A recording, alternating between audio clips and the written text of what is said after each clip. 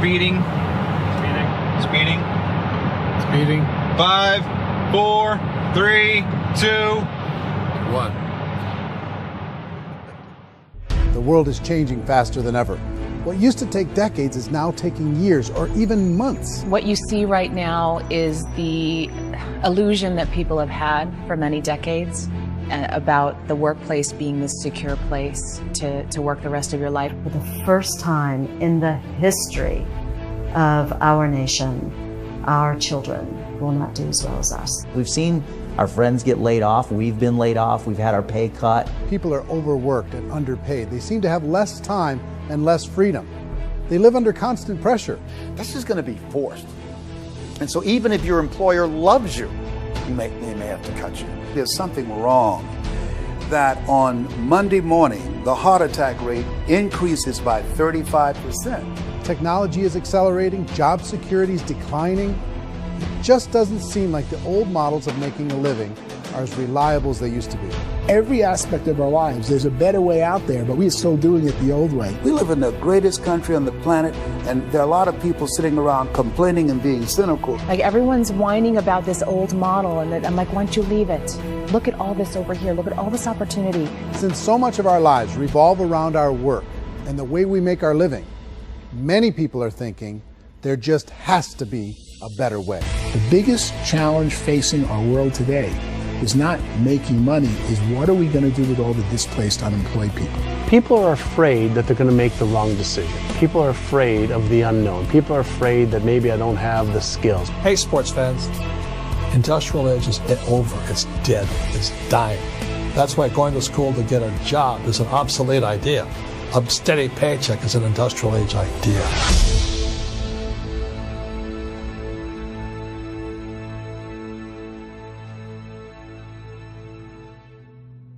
It's the search for answers that has brought us here together today. My name is Eric Worre, and for almost 30 years I've been an entrepreneur, struggling at times, but ultimately succeeding. As a best-selling author, speaker, and business owner, I've spent my entire career helping millions of people around the world to become entrepreneurs. And I believe strongly that there is, in fact, a better way when it comes to how we make a living. The career landscape has changed dramatically, and many are still working in a model that is completely out of date. What worked for previous generations isn't working as well for people today. In this film, we're going to explore 3 important questions. First, what's really going on in our working world today? Second, in this new economy, is it better to become an entrepreneur, or is it safer to work for someone else?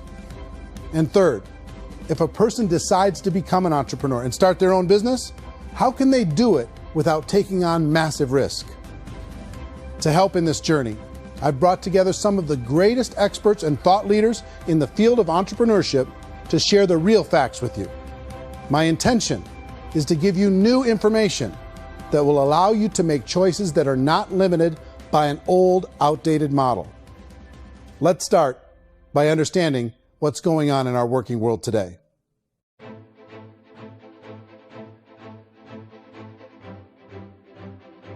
Let's look at unemployment. 30–40% of the people are honestly not working, but would be working.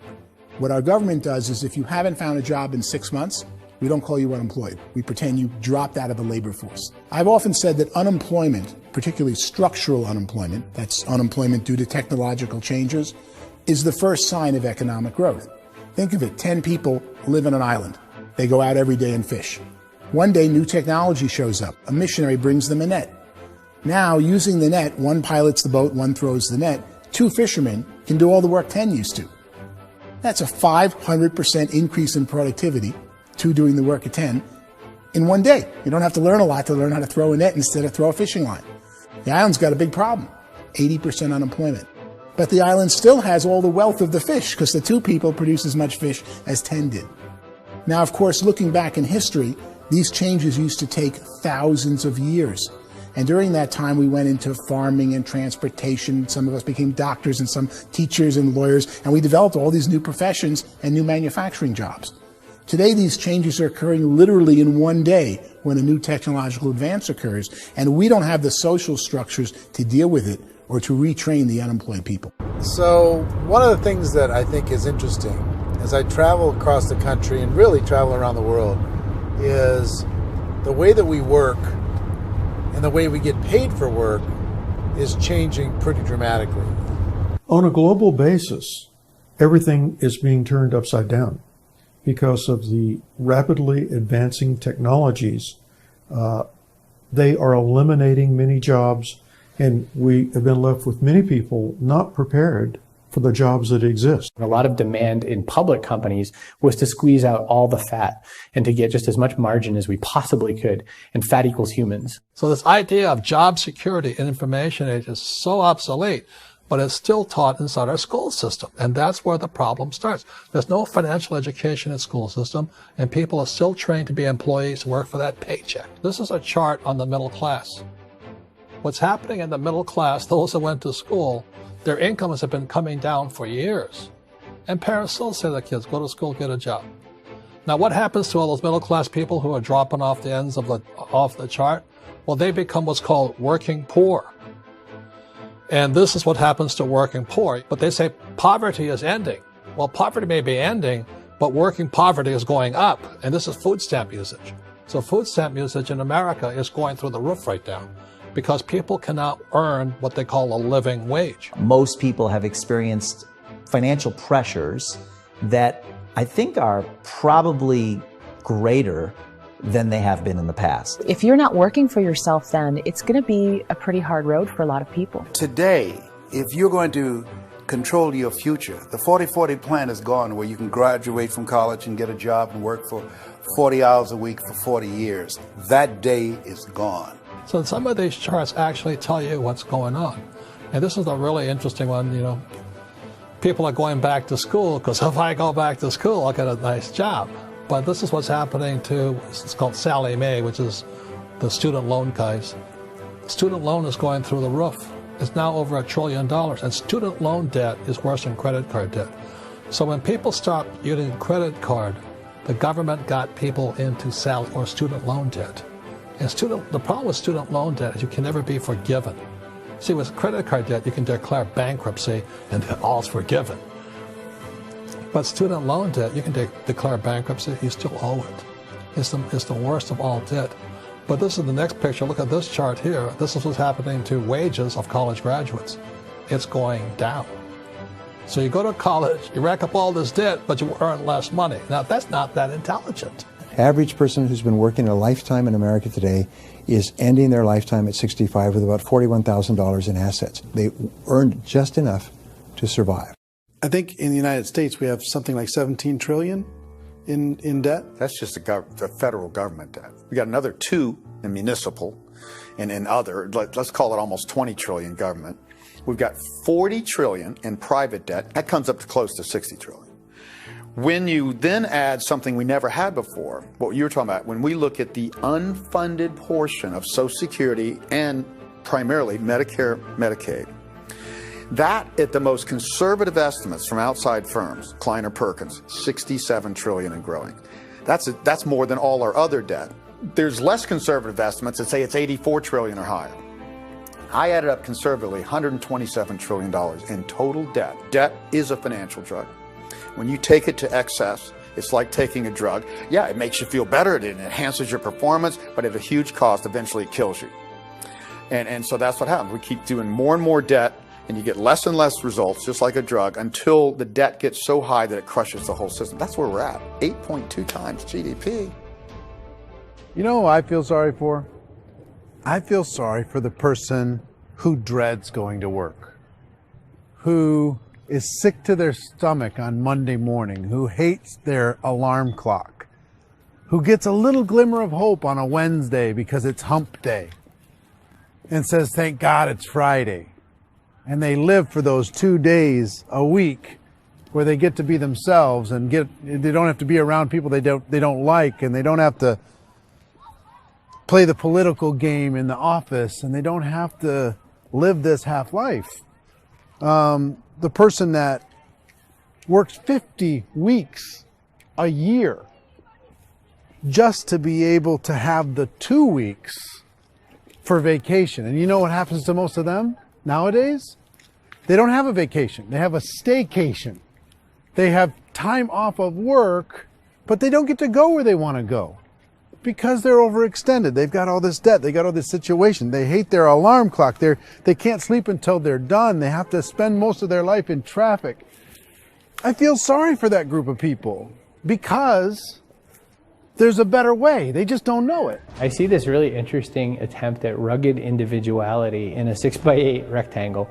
And I feel like you're all the same, except for the little push pins of the pictures. There's different pictures. Yours is named Jenny and his is named Sujara, but it's the same people. And this is how they are, and they're just like the zombies, and there's no joy in there, there's no fun. There's always like the wacky woman who decorates her cubicle, and that's the most she can do there. You got to give her credits, right? The wacky cubicle woman. The basis for their life is worry. I'm worried, you know, maybe I'll get fired. I'm worried maybe my company will go out of business. I'm worried I can't keep spinning the plates on paying the bills. I'm worried about how do I send my kids to college. I'm worried, what if the transmission of my car breaks? That's, you know, 2 or 3, I can't fix it. People live in a sea of worry, and it eats at them. Those signs that people held up during the Depression didn't say looking for gainful employment in a cubicle. It said looking for work. Work is what we're looking for. Job is just a unit of measurement. Work is what we're going after. It's time to look in the mirror and say, it's not the economy, it's my economy. It's my little world of where I am. I need to improve. I'm not going to wait for the economy to come back because, frankly, the economy is doing great in this country. So I'm here on Wall Street, the financial center of the universe, the financial capital of the world. This is where most people's money goes to at least be held for a time, right? With interest rates in banks being effectively zero, and many experts are predicting it's going to stay at zero for the next 10, 20, even 30 years, people feel like they don't have any choice but to put their future into equities, to put their future into the hands of other people on this stock market, and hope that the stock market goes up, hope that the stocks that their advisors pick or that they pick goes up. That's one way to go, I guess. It's my personal belief that if you put your future into the hands of yourself, in other words, you have earning power by yourself, I think you're a better investment than these guys. I think you controlling your future is a better option than handing over your retirement to these guys. The average household income in the United States is approximately $50,000 a year, what they call the middle class. To reach the top 25% of income earners, you'd need to earn at least $90,000 a year. To reach the top 10% would be a household income of $140,000, the top 5%, $190,000, and to be in the top 1%, you'd need a combined household income of at least $380,000 a year. So here's the question. What do you think would give you the best chance to move up and get to the top 10%, the top 5%, the top 1% or beyond? In my opinion, and in the opinion of many, many experts, the answer is to become an entrepreneur, to become your own boss. I think you have to be a business owner. I can't, the only time I ever say to someone it'd be great to be an employee is when they've already told me they've surrendered. I only tell people who are wounded spiritually that they should be an employee. And it's that feeling that you get when you pick up the backpack off the little Cub Scout and say, "Don't worry, little guy, we'll get you back to the camp." You know, it is in no way a kindness when I tell someone they'd be a great employee. The other status symbol really increasingly is lifestyle. I mean, people can own their own business, maybe even work out of their house. That, I tell you, people admire that. Like, gosh, I wish I could do that. The spirit of the entrepreneur is to be a risk taker and to be resourceful and unstoppable and to have a vision of yourself beyond where you are and not willing to settle for life as it is. Think about the great entrepreneurs. They're visionary. They have heart. They're willing to do today what others won't so they can do tomorrow what others can't. Personally, I don't think of the new economy, the old economy. I create my own economy. The entrepreneur's in control. I decide what the economy is going to be like. In the world of entrepreneurship, there are no limits. you can make as much as you want, depending on how much you want to work and how smart you are and how great a team you put together. There's no more lifetime rewarding business than being an entrepreneur. Why in America, where anyone could be anything, would people want to give up their freedom and become effectively a modern-day slave, told shut up and be here every morning at 7:30, leave at 5:30, and do what I tell you? If people decide to become an entrepreneur and work for themselves, they have some traditional options, but they're riskier than you might think. Any kind of a retail business, retail build-outs, is extremely expensive. Even just these small little yogurt stores where they're putting little yogurt machines and you get all the different flavors, you're spending $200,000, $300,000, $400,000 to open a yogurt shop. I would love to buy a Dunkin' Donuts, but it's $500,000 or so to start. I don't quite have that just in case money. Risk you can lose it all, and most guys do 2 or 3 times, and even big guys like Branson, because I'm such a fan of his, half his companies don't work. If you make $1 million, your problems are going to go. If you make $1 billion, your problems are really going to go. Just the opposite. You and I know when you're making $1 million, you get $1 million responsibilities. You make $1 billion, you got 1,000 times $1 million responsibilities. And most people say, I'd love to be my own boss. 70% of Americans would love to be their own boss, according to recent polls. But they don't know how to get there. Because what are you going to do? One, you could buy an existing business. If somebody's selling an existing business, you have to ask why.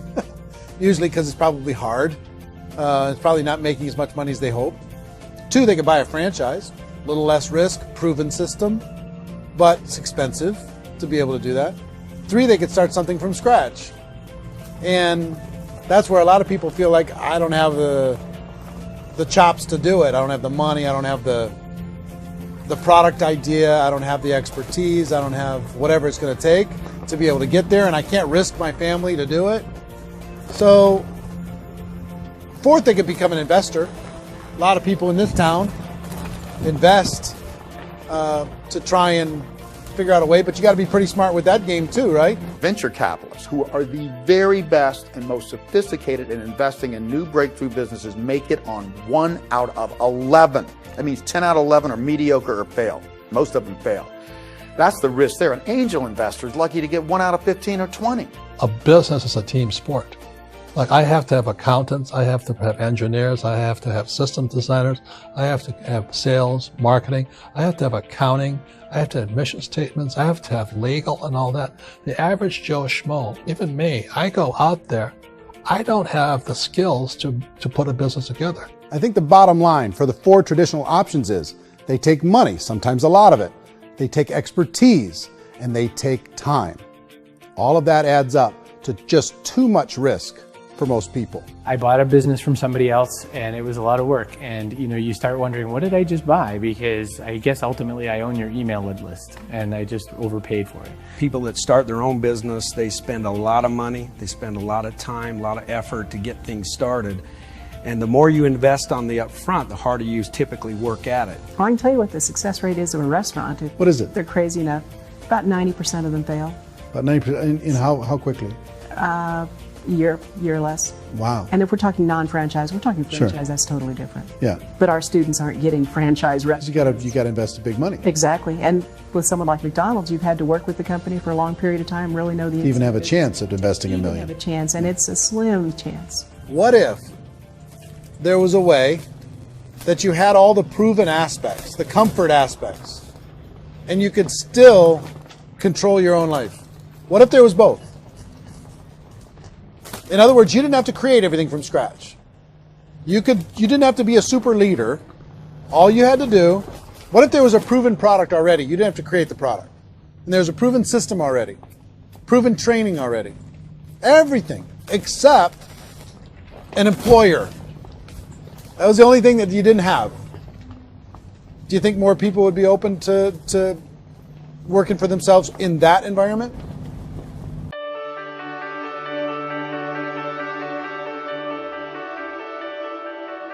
In our search for a better way to make a living, we've come to the conclusion that becoming an entrepreneur is actually safer than being an employee. And through our look at the entrepreneurial options, one particular path kept coming up from expert after expert. And I think most people will find it surprising because it's certainly a non-traditional business model. That model is for people to start their own business and become an entrepreneur through the creation of a network marketing business. Some people call it direct selling because the product is being sold directly from the manufacturer to the end consumer, cutting out the middlemen. Other people call it multi-level marketing, or MLM, because there are multiple levels of commissions paid. The most common term today is network marketing, because network marketing best describes using a large group of independent distributors, independent entrepreneurs, to move a product or service more efficiently. So my friend here, Donald Trump, and I, we always write about the network marketing industry. And the reason we support the network marketing industry is because it really is a business school for entrepreneurs. Because most people come out of school looking for a paycheck. Oh, that's terrible. I went to network marketing like that.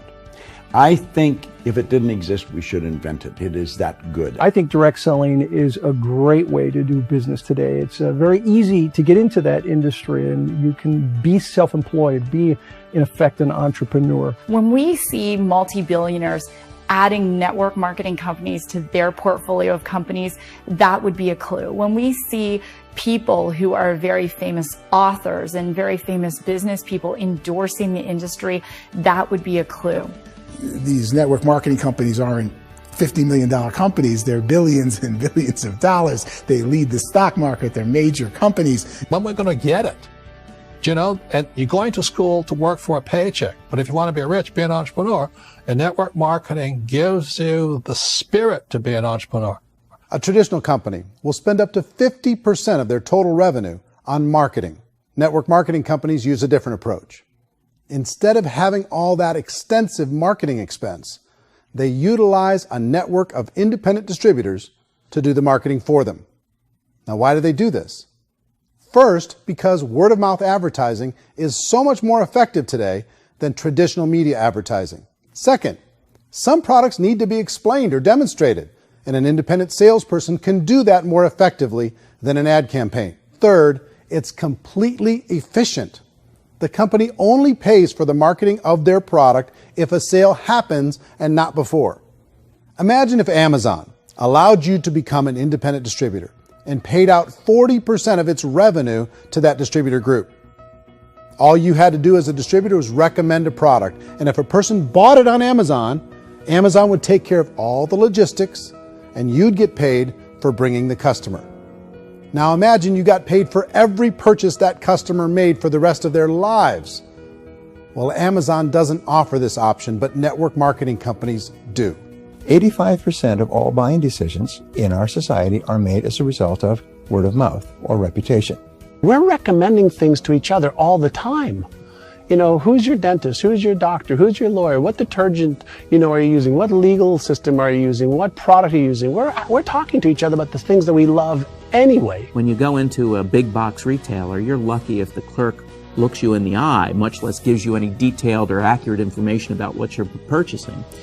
So of course, this personal information, this education coming from a friend, a neighbor, a relative, or even a stranger, but one who has experience with the product is extraordinarily valuable. As a matter of fact, network marketing can educate consumers probably better than any other form of marketing.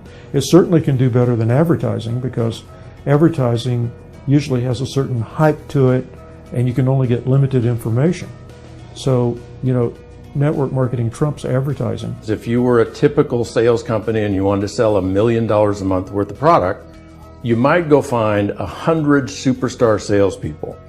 The quota would be $10,000 a month. So network marketing as a distribution system just flips the numbers.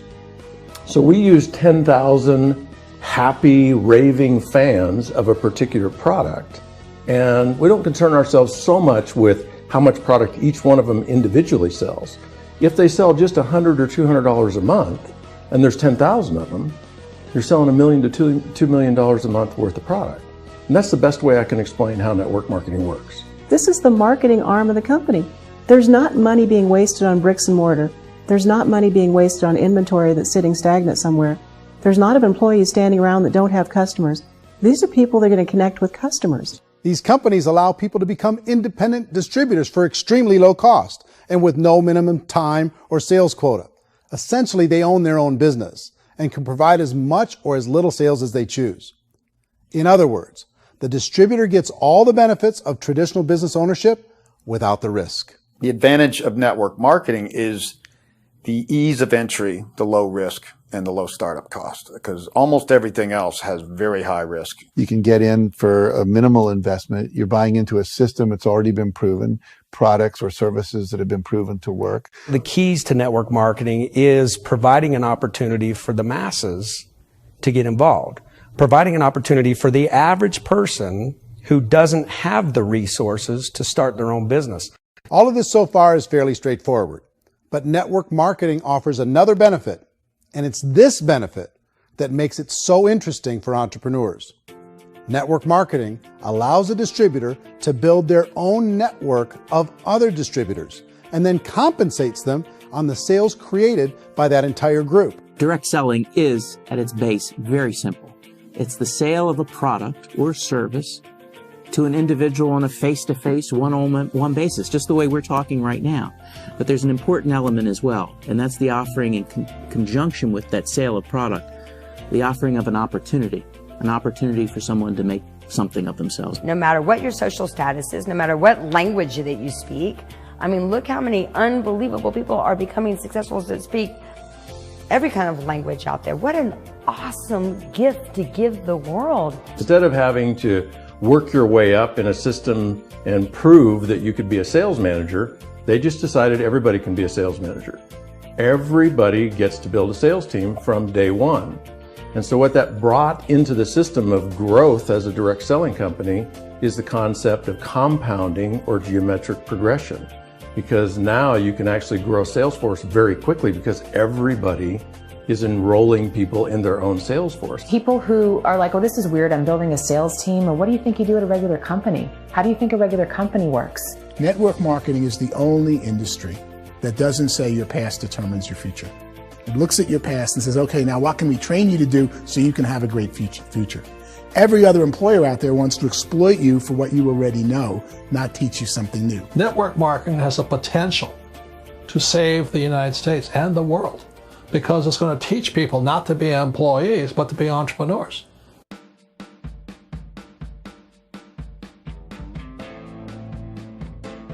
According to the Direct Selling Association, if you add up all the network marketing companies around the world, they combine to do over $178 billion a year in retail sales. To give you an idea of how big that really is, the NFL, the National Football League, does approximately $9 billion a year. The music industry does a little more than $16 billion a year, and the movie industry does about $80 billion a year. Using a conservative average, network marketing companies pay their distributors about 40% of that $178 billion in the form of commissions, which adds up to more than $71 billion a year. That's almost $6 billion a month. It's almost $200 million in commissions every single day. So it's certainly working, and people are making serious money in network marketing. With the growth of the direct selling industry over the last 10, 15, 20 years, we've seen a broader understanding of the channel. We have seen more and more people getting involved in the business, so our penetration in the marketplace has increased, and thus the understanding in the marketplace of who we are has increased. And we've seen non-direct selling companies look at the direct selling model and say, something's going on there. People are making money. Companies are being profitable, individuals are being motivated, product is being delivered to market. Maybe we should explore this. Some people think only the people at the top make money. Well, let's take a look at that as well. In the network marketing profession, there are roughly 500 people in the world who earn over $1 million a year. If you round that number up to $2 million a year, that adds up to about $1 billion a year. That takes the $71 billion paid out each year down to $70 billion. So where does the rest of the money go? The vast majority goes to part-time people making anywhere from a few $100s a month to many thousands of dollars a month. It goes to people who choose to make it a full-time career move and earning even more than that. Every day, people are using the money they earn through network marketing to pay off debt, have more fun, and improve the quality of their lives. Everyone I know in network marketing has been doing that since the 50s. They go to work when they want to go to work. They stop working when they want to take time with their children to have a leisurely breakfast and discuss issues and driving to school. They go back to work when they get home, wherever they're working out of. The biggest thing that I've seen is people that have become much happier in their life. MLM has probably made more millionaires of more people in more countries, and I've spoken to them in 67 countries, than any other single form of business, starting from nothing. If they have a choice between working a job for the next 10 years or working a network marketing business for the next 10 years, the result of working the network marketing business will be better. A lot of people within the industry go on and make this a career and do extremely well at it. Network marketing has been nothing but good for everyone I know that's been involved with it, because they did it seriously and they played full out and they've been very successful. It's been a constant barrage of success stories and people showing off stuff that they got as a result of it. How many people are involved? Approximately 16 million Americans and 96 million people around the world are currently participating in network marketing. And in a recent poll, 82% of those people report a good, very good, or excellent experience with network marketing. So people are happy.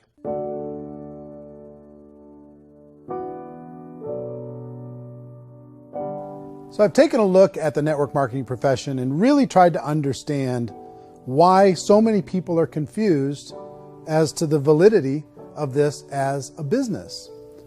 One is this pyramid shape. People get really messed up with this pyramid. Oh, it's one of those pyramid things. So I just think there are a lot of haters out there who really don't understand the industry and say, oh, it's a get-rich-quick scheme. It's a pyramid. Well, corporate America is a pyramid scheme. You know what I mean? It goes like this. You have thousands of MBAs, let's say working for Ford or General Motors or Coca-Cola. If all these MBAs are all trying to get to here, that's a pyramid. Only one guy's going to make it. Every 10 years, one's going to make it. Whereas you look at network marketing, it's like this. So you're here, and your job is to develop other CEOs coming up behind you. So it's an inverse pyramid. In network marketing, it's a very simple concept. If you sell product, you get paid. It is paid based on production. There is no first mover's advantage. There is no investment component where the more somebody spends, the more they're entitled to make. So the two are polar opposites of each other. It doesn't matter what shape the company is or the compensation plan is shaped, whether it's a circle or a pyramid or a triangle or a trapezoid, it doesn't matter. If compensation is coming primarily from recruitment, then you've got a problem. On the other hand, if an operation is basing their compensation to participants on the basis of sales, even when those sales are generated by people you've recruited, well, then you're a perfectly legitimate enterprise. That's the legal test, it's the practical test. Another issue that's been true in the past that is no longer true now is people used to be in network marketing loaded up with products that they couldn't sell, and they ended up a loser. They ended up with a bunch of product in their garage. They ended up with a bunch of products sitting in their kitchen shelves or whatever, and they thought they could sell it, and then they weren't willing to or able to sell it, and they ended up with a bunch of stuff, and they were bitter about it. There was this thing called front loading where you had to buy if you bought $25,000 worth of product, you got better commissions and all this. Today, it's almost all done by computer. It's direct mail, comes from a warehouse somewhere else. You don't have to have all this inventory. You don't have to stock up. It's a paperless world now. Most of it's done online. You have a back office. It really works. And the technology has changed everything. Third issue is people start talking about 99% of people in network marketing don't make any money. Well, we've talked about that over the course of this journey together. Almost $200 million a day is being paid out to network marketing distributors around the world. The naysayers, the people who say that it doesn't work, are usually the ones who just don't know how to make it work for themselves. And so they're giving you an opinion, and I tell people, don't confuse people's opinions with expertise, because opinions are free. And don't confuse sincerity with the truth, because people could be sincerely wrong. But here's the reality inside of network marketing. The vast majority of people that get involved in network marketing just become customers, and they get involved to be able to purchase product at a lower price. If you take Costco as an example, if a person goes into Costco and gets a membership to Costco so they can get a lower price on the product, we don't call that person a loser because they have a bunch of product that they walked out with with a smile on their face. Yet when some people want to take a look at network marketing, they say, well, those people, they're just using the product and they aren't earning an income, so they must be a loser. They're not a loser, they're a happy customer. That's the vast majority of people that are involved in network marketing. Now, a smaller percentage of those people decide to go build a business. They earn $300 a month, $500 a month, $1,000, $2,000. That's the bulk of earnings in network marketing. And then there's the few that really decide to take it serious, really decide to build a large network, really work to make that network very, very productive. And those people make huge amounts of money and there's no cap. What I do as an outside economist, just somebody looking at this industry like any other industry I speak in and say, look, what's the realities of this? 1% do incredibly well. 10% generate some additional income at pretty low risk and effort. That's fine. And 90% of people roughly end up customers. One thing that I think is real when it comes to people's perceptions about network marketing is people put this, and distributors, I think, involved in network marketing have some responsibility for this. They have sometimes unrealistic claims about the product or about the income. Most people who become distributors, they want the money, they want to be successful, but they don't have the skills. They don't know what to do. And when people don't know what to do and they're in a new business, they're scared. And when they're scared, they panic and desperation kind of sets in. So they think everyone they talk to has to get in. So if I talk to you and you say, well, no, I don't have time to do that, they're like, no, I need you. You have to do this or I won't be successful. So I start clawing on you. I start that desperation. So then I start making claims about the product, which are not appropriate, probably not even true. Or I start saying, oh, let me show you how you can make all this money and you don't have to do anything, Eric. And so you just totally misrepresent the opportunity, and you're clingy with people because you think you need everybody to be successful, and you don't. You know, one of the messages that I try to deliver most forcefully to companies as well as salespeople in direct selling is that you don't have to overpromise. The reality is in network marketing, there's a lot of hard work involved. There's a lot of effort. You're going to have to develop yourself. It's a business like anything else. It's going to take some time, but in my opinion, it's better.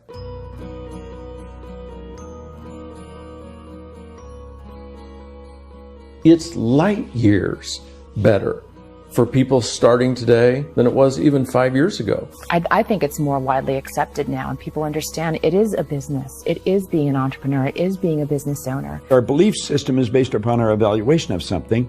And frequently, if we reevaluate a situation, our belief about that situation will change. The industry has changed and it's grown up. It's totally transformed. You've got young people today that have grown up with social media, and they understand networks. They understand how people are connected through technology, and they understand how money flows through those networks.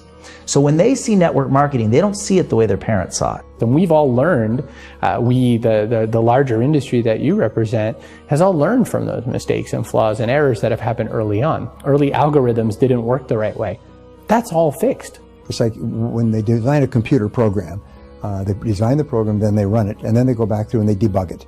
The MLM industry has been debugged. This is the day of being virtual, being able to run a business from your mobile phone. I mean, it's incredible. Companies are getting smarter. They're implementing more consumer protections. They're implementing more compliance training. They're doing more with respect to product research. If you do get involved and you make purchases of inventory, even on a voluntary basis, if you decide that this business is not for you, you can leave and have that inventory repurchased by the company. There's no other business that offers that kind of protection on a voluntary, self-regulatory basis.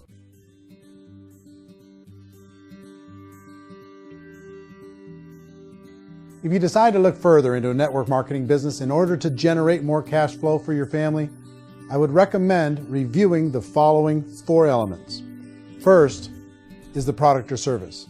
And on the product or service, I would ask 5 important questions. 1, do you like it? Is it something you would feel comfortable sharing with others? 2, is there a recognized need in the marketplace? It's hard to create a need if one isn't naturally there. 3rd, does the product meet that need? Does it solve a legitimate problem for consumers? And 4th, Is it priced to sell? Can it compete in the marketplace? And fifth, is it priced for profit? Is there enough margin for the company and the distributor to be able to generate income for the long term? If you can answer the questions on the product to your satisfaction, the next element to consider is the company itself. Is it well run? Do you believe in the founders or the management team? Do you feel they have what it takes to go all the way? See, it doesn't matter how good the product is if the management can't take care of the company. Good management can change with the times. They can handle adversity. They can make good decisions. Make sure you choose a company that can serve you for a long time. The third element to consider is the compensation plan.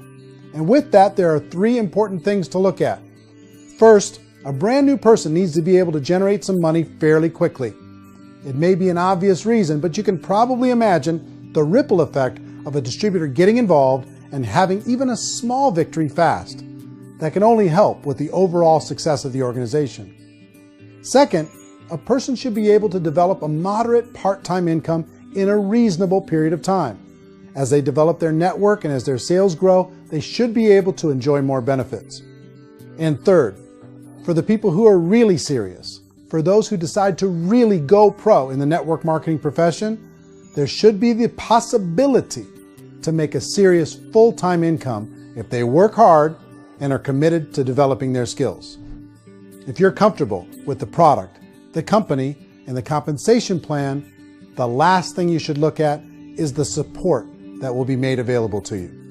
Does the company have a website? Does it have a solid online reporting tool? Do they have comprehensive training available? Do they host events to help you build your business? If you decide to do this, what kind of a support system can you plug into? Choosing a network marketing company is a personal decision.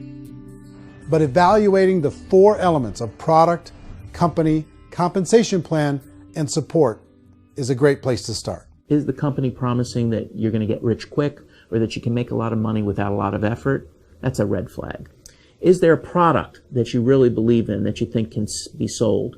Or are you being told by salespeople or the person who's trying to recruit you or by the company itself that don't worry about the product, all you have to do is recruit other people into the business? Red flag, warning sign. If you're hearing that, take a second or even a third look. Get to know the customers, the products, the business, have some success, and see where the opportunities might take you to move up in the organization. You want to find out how concerned are they about my education, my training, and my development? Is there a space for me to grow? Most important question. Learn everything that you can about the product. Make sure it's something that you believe in, and learn everything you can about the industry and work that system. You have to be very passionate about whatever that company is doing. I would get involved. You can always test drive anything, the product, the service, the community, and then lean into it a bit. If it feels good, then lean into it a lot. Behind me is the Lincoln Memorial. And this is a place where Martin Luther King Jr. had his famous "I Have a Dream" speech. And at that speech, he talked about his dream for equality for everyone around the world, and that's a noble dream. But I think more people need to remember what it was like when they were kids and the dream was still alive in them, before it got beaten out of them by reality, by this paycheck, by these responsibilities, and by having to live for this job to pay the bills. I think people need to remember that, go back to that. Once they know that there's a better way, I think their future is going to be much brighter. They can live a better life.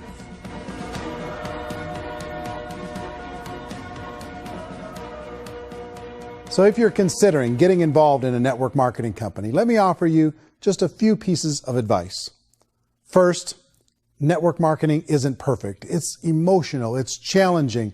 Like any entrepreneurial venture, it can have its up days and its down days. But if you have an entrepreneurial bone in your body, it's just better. Second, if you're going to do it, decide to be professional. Decide to go pro. It's better to do that than just be this amateur sticking your toe in the water. Third, as any professional, you're going to have to learn some new skills. And I promise you, inside of the network marketing profession, they're not too difficult to learn. Fourth, like anything worthwhile, it's going to take some time. Don't expect that you're going to get to the finish line right out of the gate. And fifth, it's worth it. It's worth it to be able to take charge of your life again. It's worth it to be able to control your own financial situation. It's worth it for the people you're going to be able to spend time with. It's worth it for the things you're going to be able to see and the experiences you're going to be able to experience. It's worth it for the causes you're going to be able to contribute to, the lives you're going to be able to touch, the customers you're going to be able to help, the friendships you're going to be able to develop. I promise you, it's worth it. Remember, most people are searching for answers just like you are. But I do have to tell you the catch to network marketing. If there is a catch, if you want to understand this from an emotional point of view, people say, well, it sounds too good to be true. It's not, it's hard work. But here's the catch. Most people still don't understand it. So you're going to have to endure the loss of social esteem from ignorant people. The uneducated will think less of you. Now, if you can handle that, you're on your way. If that's going to destroy you, you know what? Entrepreneurship in general probably isn't in your future. If you can face that catch, you can become unstoppable. I want everyone to really contemplate this if they're not in network marketing. You're in a job, you probably have a mortgage, you have rent, you have debt, whatever's going on. You're in a prison. You work just hard enough to keep them from firing you, and they pay you just enough to keep you from quitting. Come on! I've been there, done that, and bought that t-shirt. In network marketing, if you run into failure, it's really just a homework lesson for yourself. There's no one to blame. You really have no excuse not to be successful. You just don't. People don't want to hear that, but there's so much available to you. If you want to be a good network marketer, be a student to the people above you, be a fellow traveler to the people on the same level, and be a teacher to those below, and know when it's appropriate to do which. People who are not afraid of asking people to buy things, or not afraid of persuading people with a chance they may say no, these people own the future. Nothing happens until something moves. So you got to go move, you got to go do something, or nothing's going to change in your life. In the beginning, you're going to do a lot of things that you don't get paid for. But as you go down the road, you get paid for a lot of things that you don't do. And your job is rehabilitate the spirit, the entrepreneur spirit in all of us. You give it back. Either give it a strong yes or a strong no, but no wishy-washy, dilly-dally stuff in the middle. There's dreams and there are nightmares, but I believe that the biggest nightmare of all is when you don't pursue your dream. You're going to see some monumental growth in this profession. It's an exciting, exciting time to be involved with the network marketing profession. The next 10 years, I see just exponential growth. When that tipping point comes, it's not a matter of asking somebody, have you ever heard about network marketing? You're really asking them, which company are you building your wealth in? We are here to fix the world, to improve relationships with other people, to improve other lives. And the real reward comes as an entrepreneur in any level from teaching somebody something and watching them soar. There is no greater reward.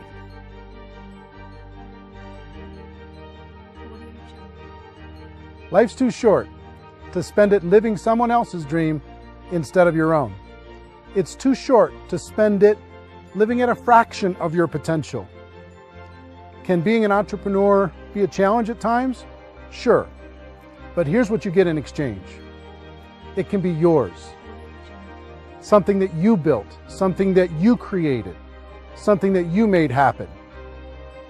This balloon represents your dream. It represents entrepreneurship. My wish for all of you is that you would reach out and grab it. The choice is up to you.